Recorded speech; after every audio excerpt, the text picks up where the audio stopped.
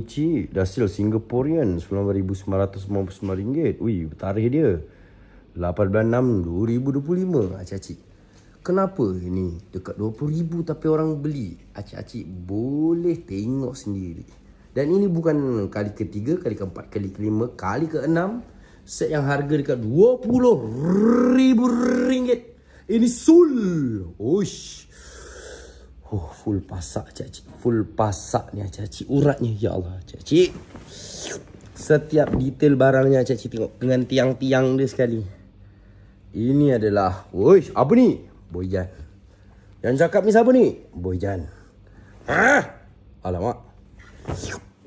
Acik-acik tengok mejanya. Boyjan dah jemur hujan panas tau ni tau.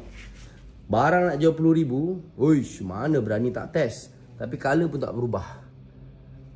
Sebab lama cik, 6 bulan lebih buat ni. Detail dia. Uish. Ini RM9,999. Sangat murah dari yang sepatutnya acik-acik. Uish. Inilah set sul Boyjan orang panggil.